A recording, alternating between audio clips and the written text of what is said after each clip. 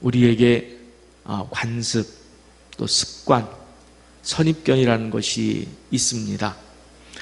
어떤 관습이나 습관이 오랫동안 고착화되면은 사실 바꾸기가 쉽지 않은 것이 사실입니다. 신앙에도 그런 것이 있는데 그 가운데 하나가 바로 하나님의 영광이라는 거예요. 하나님의 영광. 여러분, 제가 질문을 좀 드릴 테니까 한번 생각해 보시기 바랍니다. A라는 성도가 기도와 말씀 가운데 신앙생활을 잘 하면서 공부를 열심히 했습니다. 그래서 서울대학교에 합격을 했습니다. B라는 성도도 똑같이 말씀과 기도 가운데 신앙생활 잘 하면서 공부를 했지만 대학에 계속해서 떨어지고 말았습니다. 그렇다면 누가 하나님께 영광이 될까요? 누가 하나님께 영광이 된다고 생각해 오셨습니까? 대부분의 성도는 서울대학교에 합격한 성도가 하나님께 영광이 되었다라고 생각하고, B 같은 성도는 자기 자신 스스로도 나는 하나님의 영광을 가린 것은 아닌가, 그런 자괴감을 갖는 것이 우리의 보통의 습관은 아닌가 한번 되돌아볼 필요가 있습니다. 그렇다면 여러분, 하나님의 영광이란 것이 도대체 무엇을 얘기하는 것일까요? 어떤 과정을 통해서 하나님의 영광이 발생하는 것일까요? 또 그것이 영광인지 아닌지는 누가 판단을 하는 것일까요? 또 하나님은 누구, 어떤 자들을 통해서 영광을 받으신다 이렇게 생각을 하시고 판단을 하실까요? 오늘은 이 문제를 풀기 위해서 본문 말씀을 택했는데, 사실 본문은 하나님의 영광이라는 주제보다는 우리가 당하는 고난의 문제에 좀 더 무게를 둔 말씀이지만, 그 가운데 있는 오늘 주제인 하나님의 영광이라는 관점에서 여러분과 함께 말씀의 은혜를 나누려고 합니다. 다시 앞에서 말씀드린 A라는 성도와 B라는 성도의 이야기를 좀 더 이해하겠습니다. 우리는 세상에서 말하는 성공과 하나님의 영광이란 단어를 너무나 쉽게 연결지으려는 습관이 있는 것 같습니다. 그래서 이렇게 기도하는 분들이 있습니다. 하나님, 제 아들이 하나님의 영광을 가리우지 않도록 이번에 꼭 대학교에 합격하게 해 주세요. 그런데 떨어졌습니다. 떨어졌어요. 그러면 하나님의 영광이 아닐까요? 날아가 버린 걸까요? 또 어떻게 알죠? 대학에 합격한 것이 하나님의 영광인지, 또 대학에 떨어진 것이 하나님의 영광을 가리운 건지 우리는 또 어떻게 아는 거죠? 어떻게 장담하죠? 하나님께서 그렇게 말씀하셨나요? 제가 아는 어떤 그리스도인 청년을 소개하고 싶습니다. 이 청년은 중고등학교 때 공부를 참 잘 못했습니다. 비행소년까지 가지는 않았지만은 학교 생활도 제대로 하지 못했습니다. 그래서 겨우겨우 지방에 이름도 잘 알려지지 않은 대학교에 들어가게 되었습니다. 부모는 기도하면서 하나님을 무척 원망을 했습니다.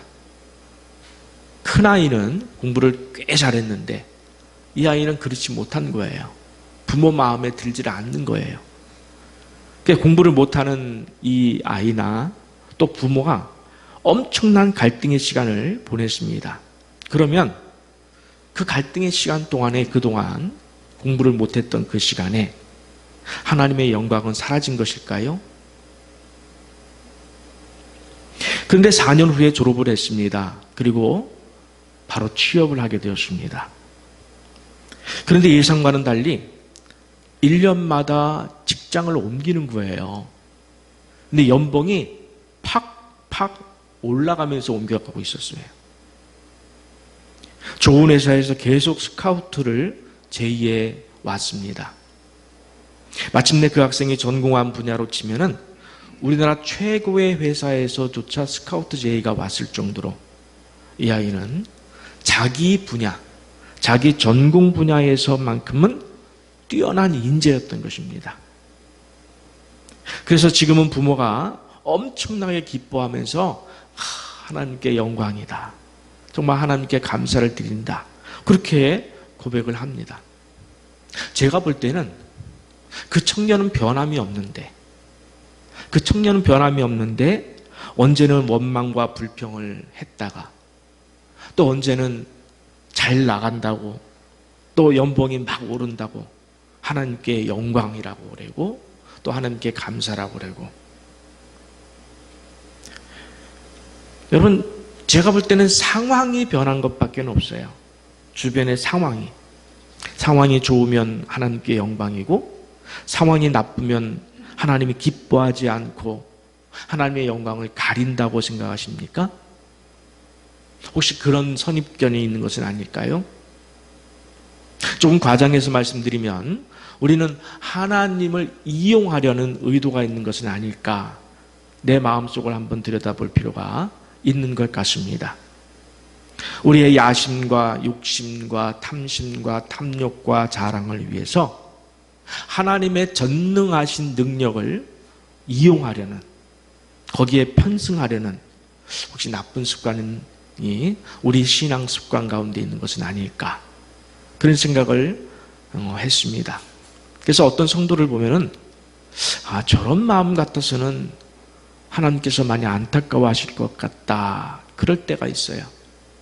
하나님, 저에게 하나님의 능력을 투자해 주세요. 제가 성공하면 몇 배로 영광을 올려드리겠습니다. 이런 식의 기도가 있는 것 같습니다. 여러분, 결론부터 말씀드리면은 하나님의 영광은 사실은 우리의 상황과는, 우리가 세상적으로 성공하고 실패하고 이것과는 사실은 관계가 없어요. 관계가 없어요. 성공한 사람이라 할지라도 하나님의 영광이 될 수도 있고 하나님의 영광이 되지 못할 수도 있어요. 실패한 사람이라 할지라도 하나님의 영광을 가릴 수도 있지만 하나님의 영광이 될 수도 있어요. 세상적인 기준을 가지고 하나님을 판단하는 것은 잘못된 것이라는 겁니다.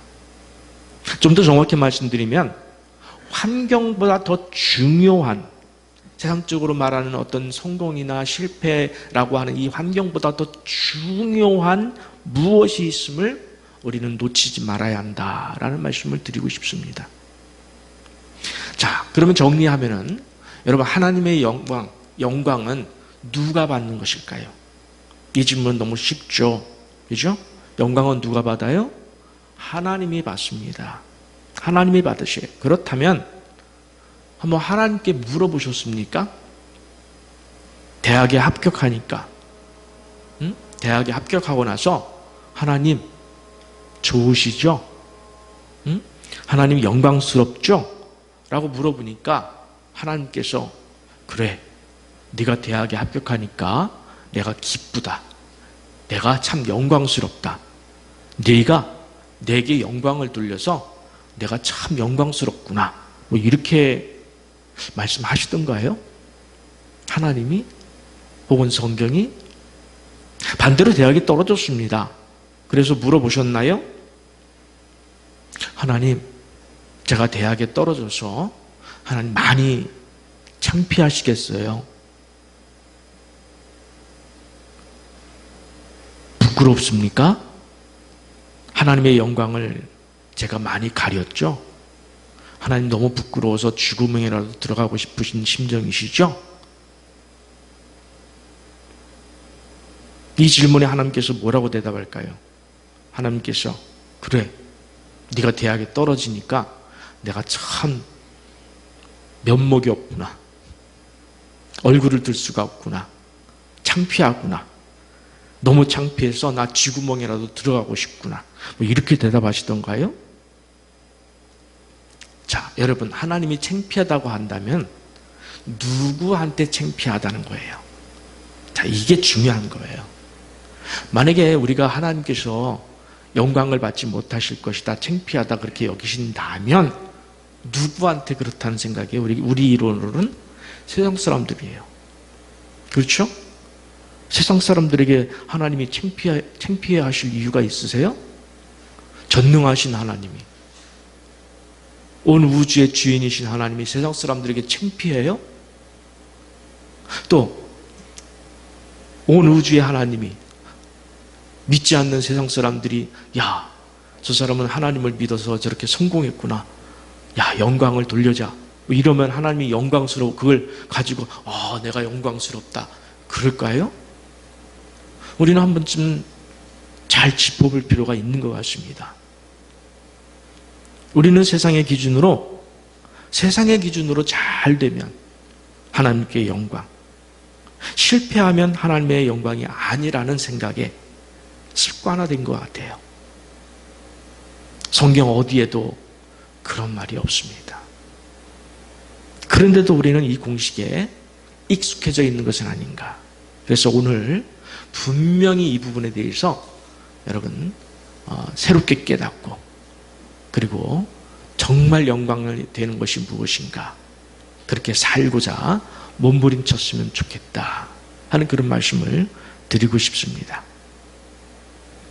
먼저 본문 12절에서 14절 말씀 함께 보시겠습니다.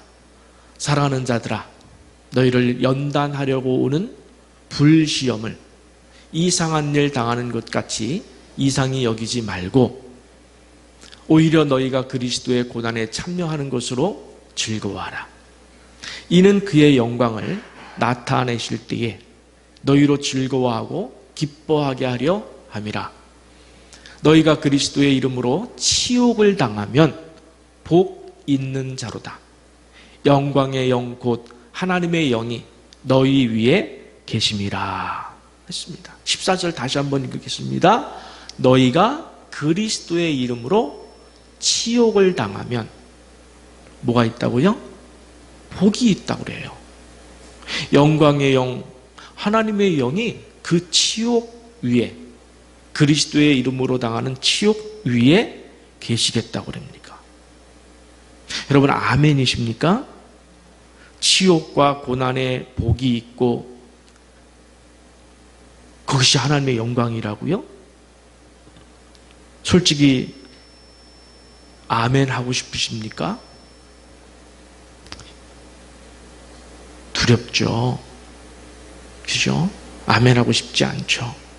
좀 편한 길, 세상에 주목받는 길, 부러워하는 길, 그거면 아멘 할 텐데 그리스도의 이름으로 치욕을 받는다고 그래요. 거기에 영광이 있다고 그래요. 우리가 거부감이 드는 것은 내 안에 고착화된 잘못된 신앙적인 습관 때문에 그렇습니다. 이해를 돕기 위해서 좀 길지만 성경 한 군데 더 보겠습니다. 시편 148편 3절부터 13절까지 제가 조금 빨리 읽도록 하겠습니다. 해와 달아 그를 찬양하며 밝은 별들아 다 그를 찬양할지어다. 하늘의 하늘도 그를 찬양하며 하늘 위에 있는 물들도 그를 찬양할지어다. 그것들이 여호와의 이름을 찬양함은 그가 명령하심으로 지음을 받았음이로다. 그가 또 그것들을 영원히 세우시고 패하지 못할 명령을 정하셨도다. 너희 용들과 바다여 땅에서 여호와를 찬양하라. 불과 우박과 눈과 안개와 그의 말씀을 따르는 광풍이며 산들과 모든 작은 산과 과수와 모든 백향목이며 짐승과 모든 가축과 기는 것과 나는 새며 세상의 왕들과 모든 백성들과 고관들과 땅의 모든 재판관들이며 총각과 처녀와 노인과 아이들아 여호와의 이름을 찬양할지어다. 그의 이름이 홀로 높으시며 그의 영광이 땅과 하늘 위에 뛰어나심이로다. 아멘.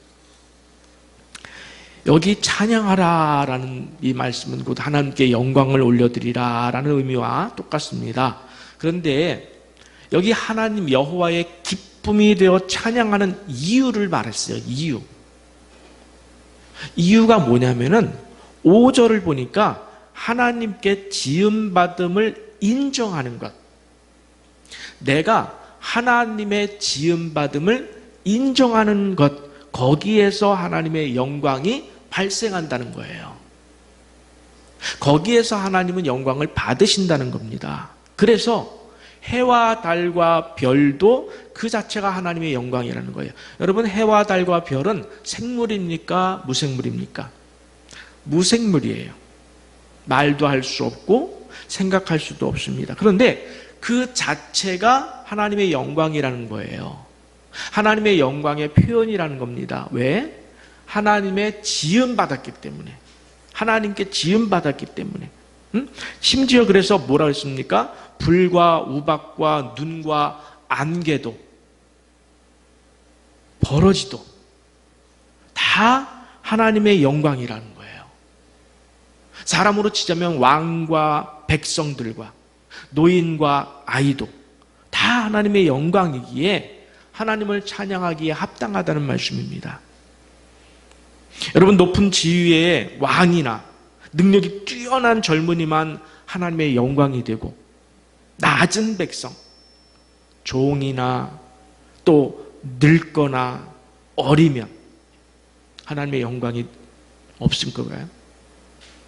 하나님이 그들을 보고 기뻐하지 않을까요? 아니라는 거예요.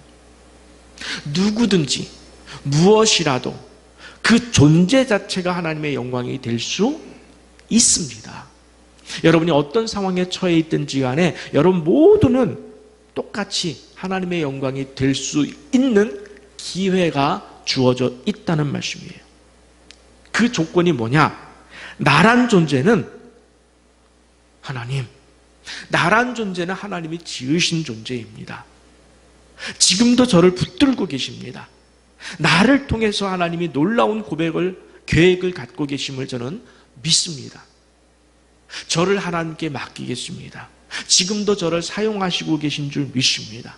지금도 저를 붙들고 계신 줄 믿습니다.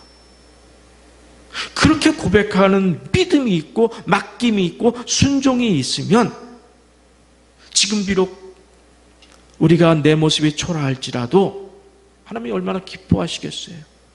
그 기뻐하심이 바로 하나님께 영광이라는 거예요. 아멘이십니까? 마스크를 쓰고 계셔서 여러분 얼굴 눈빛을 보면 알아요. 아멘. 내가 비록 초라한 입장이라 할지라도 지금 아프고 뭘 할 수 있는 여력이 없다 할지라도 내가 하나님만 바라보고 나는 주 없이는 살 수 없나이다. 나는 주만 믿습니다. 주만 바라봅니다. 라고 전심으로 하나님을 향하여 마음을 다하고 목숨을 다하고 뜻을 다하고 힘을 다해 사랑을 고백하는 그 심령과 믿음이라면 그것이 하나님께 영광이 된다라는 말씀을 하시는 거예요. 그것을 내가 영광으로 알겠다라고 하시는 말씀입니다. 즉 여러분이 대학에 떨어졌어도 또 사업에 실패했어도 세상적으로 말하면 부끄러운 순간이 된다 할지라도 하나님, 저는 여전히 대학에 떨어졌지만 여전히 하나님의 것임을 고백합니다. 실패도 하나님의 깊으신 계획 속에 연단인 줄 믿고 지금 감사하겠습니다. 오직 하나님만 믿고 의지하며 내 인생을 온전히 맡기고 순종하겠습니다. 죽기까지 주님만 바라보겠습니다. 라고 하는 믿음이라면 그것이 곧 하나님의 영광이 되는 줄 믿으시기 바랍니다. 이해가 되시죠? 본문 12절 이하는 우리 그리스도인들이 고난 가운데 있어요. 고난 가운데 있지만 그 고난은 우리를 연단시키려는 고난이기 때문에 현재 당하는 어려움, 고난, 또 불시험을 이상히 여기지 말라는 거예요. 어울리지 않다고 생각하지 말라는 거예요. 그리스도인에게 맞지 않는다고 생각하지 말라는 거예요. 그러면서 하나님께서 이렇게 말씀하시는 겁니다. 지금 네가 예수 이름 때문에 고난을 겪는다면, 그리스도인이라는 이름 때문에 고난을 당하고 어려움을 당한다면, 네가 신앙을 지키고 믿음을 지키기 위한 삶을 살려고 몸부림치다가 받는 고난이라면 그거 부끄러워하지 말라. 창피하게 여기지 말라. 어떤 상황이 된다 할지라도 내가 장차 내게 연단하고 훈련될 것이니 오히려 즐거워하라. 정금같이 내가 나올 것이다. 하나님의 영광이 오는 날에 너희가 함께 즐거워하고 기뻐하리라. 그리스도인의 이름으로 고난을 겪을 때에 그것이 곧 복이고 영광이라는 것을 깨달아라. 성경은 이렇게 말씀하고 있어요. 그러면 우리는 이 성경 말씀대로 이해하고 따라가고 살면 되는 겁니다. 그러면 최고의 삶이 되는 거예요. 그런 의미에서 16절을 좀 다시 보고 싶습니다. 16절 말씀, 만일 그리스도인으로 됐어요. 다른 것이 아니에요. 세상 사람으로가 아니라 그리스도인으로 고난을 받으면 그거 부끄러워하지 말라는 거예요. 여러분, 그리스도인으로 살다가 내가 가난하게 됐어요. 부끄러워하지 말라. 작은 집에 살고 아니 집도 없이 됐어요. 내가 그리스도인으로 살게 되어서 생기는 어떠한 어려움이랄지라도 고난이라 할지라도 그건 부끄러워하지 말라. 도리어 그 이름으로 뭐가 되라? 그것 가지고 하나님께 영광을 돌리라. 여러분, 중요한 것은 내가 지금 진짜 그리스도인으로 살고 있느냐가 중요한 거예요. 내가 지금 어느 지위에 올라갔고 내가 대학에 합격했고 떨어졌고 직장을 잃었고 사업이 잘 되고 안 되고 이게 아니라 그런 와중이라 할지라도 하나님을 바라보는 그 믿음을, 그 시선을 고정하고 하나님에 대한 믿음으로 내가 진짜 그리스도인답게 하나님을 바라보고 있느냐. 그것이 바로 내가 하나님께 영광을 돌리는 그런 삶을 살아내는 거예요. 신실하게. 이렇다고 하나님 원망하고 저렇다고 불평하고 또 조금 좋아졌다고 하나님께 영광. 아니에요. 하나님은 우리의 중심을 보십니다. 나의 중심을 보셔요. 네가 얼마나 고난 가운데서도 나만 바라보고 있는지, 아니 네가 잘 되고 있는 중에서도 나만 바라보고 있는지, 잘됨에도 불구하고 우리가 잘됨을 통해서 그 환경을 바라보고 환경에 취해 있으면 그건 하나님의 영광이 아니에요. 그러나 잘됨에도 불구하고 그 환경에 집중하지 않고 그래도 하나님만 바라보면 그것이 영광이라는 거예요. 여러분, 바울이 정리한 자신의 인생의 여정을 함께 좀 보겠습니다. 고린도후서 11장 23절에서 31절 말씀인데 조금 깁니다. 그들이 그리스도의 일꾼이냐 정신없는 말을 하거니와 나는 더욱 그러하도다. 내가 수고를 넘치도록 하고 옥에 갇히기도 더 많이 하고 매도 수없이 맞고 여러 번 죽을 뻔하였으니 유대인들에게 40에서 하나 감한 매를 5번이나 맞았으며 3번 태장으로 맞고 1번 돌로 맞고 3번 파선하고 일주야를 깊은 바다에서 지냈으며 여러 번 여행하면서 강의 위험과 강도의 위험과 동족의 위험과 이방인의 위험과 시내의 위험과 광야의 위험과 바다의 위험과 거짓 형제 중에 위험을 당하고 또 수고하며 애쓰고 여러 번 자지 못하고 줄이며 목마르고 여러 번 굶고 춥고 헐벗었느니라. 이 외의 일은 고사하고 아직도 날마다 내 속에 눌리는 일이 있으니 곧 모든 교회를 위하여 염려하는 것이라. 누가 약하면 내가 약하여지지 아니하며 누가 실족하게 되면 내가 애타지 아니하더냐. 내가 부득불 자랑할진대 내가 약한 것을 자랑하리라. 주 예수의 아버지 영원히 찬송할 하나님이 내가 거짓말 아니하는 것을 아시느니라. 아멘. 아멘. 바울은 이토록 엄청난 고난 속에서 살았음에도 불구하고 뭐라고 마지막에 결론을 내리고 있습니까? 나의 약한 것을 자랑한다. 이 말이 무슨 말이에요? 약한 것을 감사한다. 약한 것을 통하여 하나님께 영광을 올려드린다. 그런 말이에요. 세상의 가치관으로 볼 때 바울은 실패한 자입니다. 철저하게 실패한 자예요. 세상의 가치관으로 볼 때는 얼굴을 들고 다닐 수가 없는 자예요. 너 예수 믿는다면서, 너 사도로 부름받았다고 하면서 왜 그렇게 고생해? 아니 어떻게 그렇게 처참해질 수가 있어? 창피해서 쥐구멍이라도 들어가야 될 상황이에요. 그런데도 그는 자기 상황을 가지고 자기 삶을 가지고 하나님만 바라보는 그 믿음을 가지고 주께 영광, 하나님께 영광, 주여 영광 받으소서.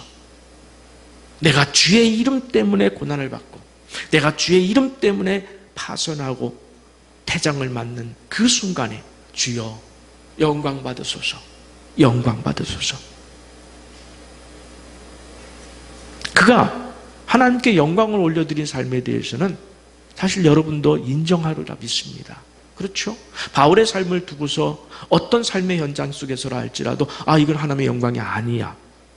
왜 바울은 하나님의 영광을 가렸을까? 이렇게 생각하시는 분은 없을 거예요. 여러분 성경을 보면서 바울의 이러한 환난 속에서도 하나님의 영광의 삶을 살았구나 인정해 드릴 겁니다. 그런데 왜 바울한테는 그러면서 나한테는 그렇게 적용하지 않느냐는 거예요. 꼭 나는 세상에 성공을 해야 하나님의 영광이다. 이렇게 고착화된 잘못된 습관이 혹시 있을까 자신을 점검하는 기회가 되셨으면 좋겠습니다. 여러분, 하나님의 영광은요, 나 혼자 하나님 앞에 있을 때도 영광이 될 수 있음을 아셔야 돼요. 무슨 말이냐? 지금 제게 아무도 없어요. 그냥 저 혼자 하나님 앞에 앉아 있는 거예요. 하나님 앞에 무릎 꿇고 앉아 있습니다. 그런데 내 마음 속에 하나님에 대한 믿음으로 가득 차 있어요. 하나님께 모든 것을 맡기고 신뢰하고 내 인생을 설계하는데 하나님의 사역에 충성하길 원하고 목숨을 다해서 순교의 현장에서도 나는 물러서지 않겠습니다.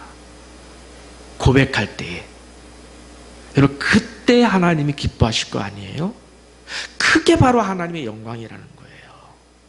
그게 하나님의 영광이라는 겁니다. 여러분이 세상에서 갖는 어떤 그 모자, 직분을 나타내는 그 모자가 하나님의 영광이 아니라 여러분이 그 어떤 순간이라 할지라도 그 갖는 마음의 자세 속에서 하나님이 기뻐하시느냐.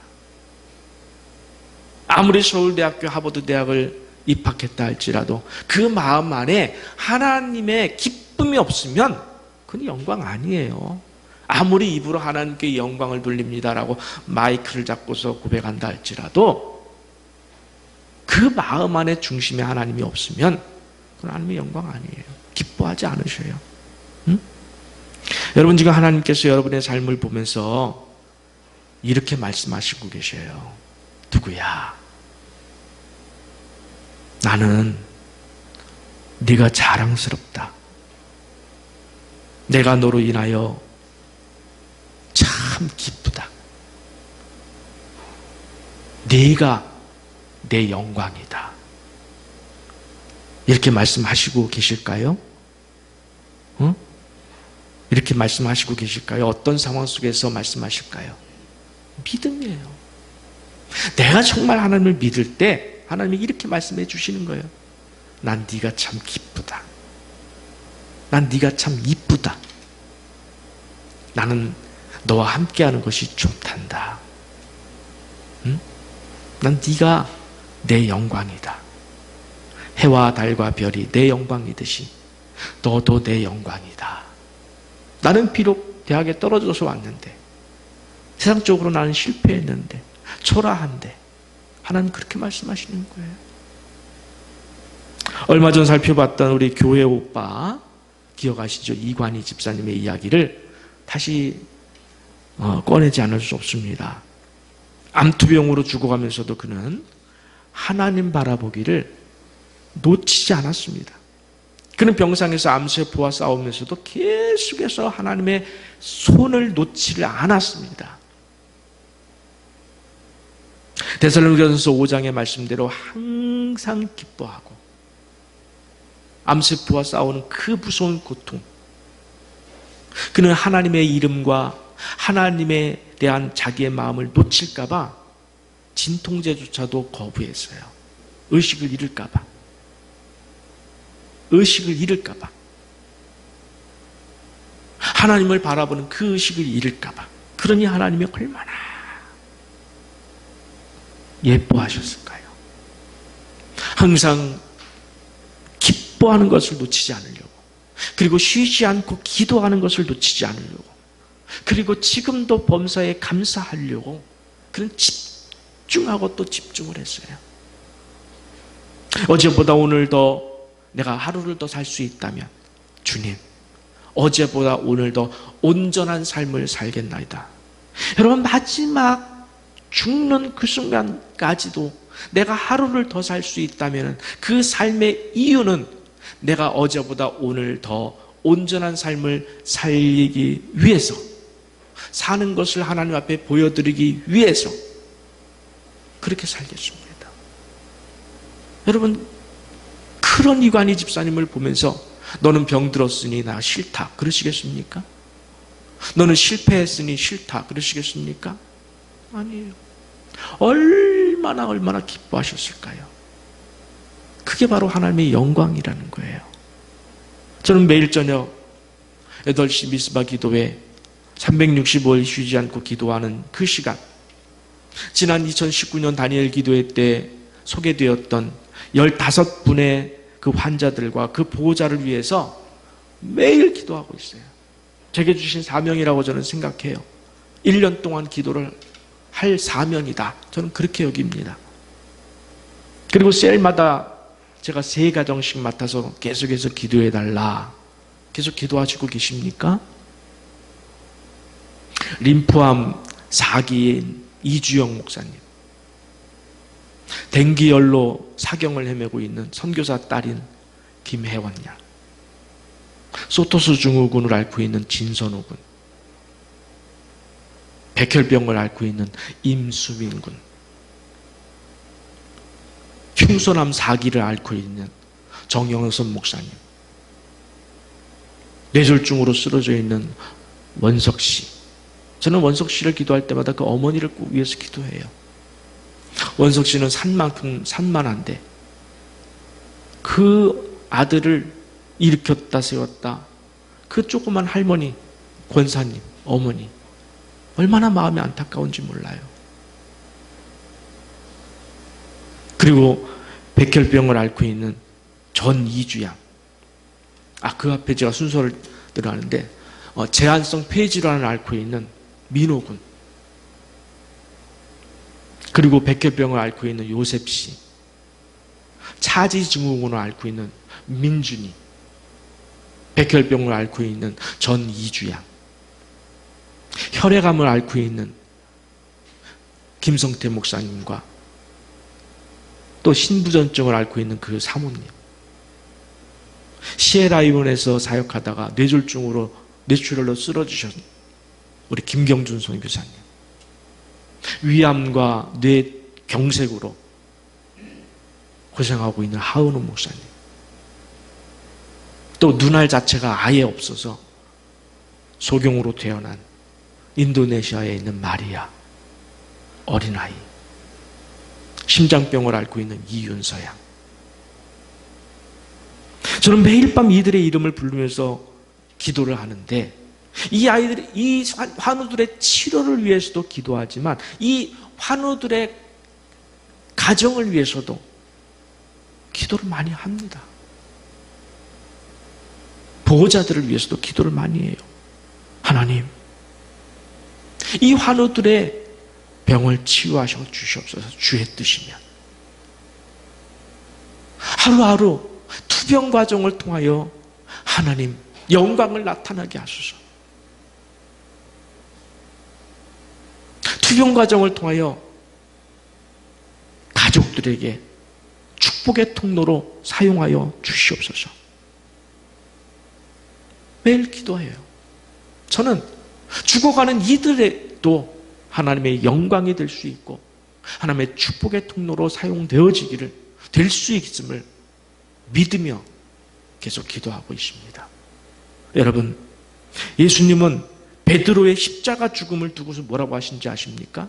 베드로가 십자가에 달려 죽을 것을 말씀하시면서 그것이 하나님의 영광이 될 것이다 라고 했습니다. 그것이 하나님의 영광이라는 거예요. 하나님은 지금도 우리에게 묻고 계십니다. 내가 너를 나의 영광으로 삼고 싶은데 지금 너의 모습으로도 나의 영광이 되어줄 수 있니? 나를 믿고 있니? 내게 순종하고 있니?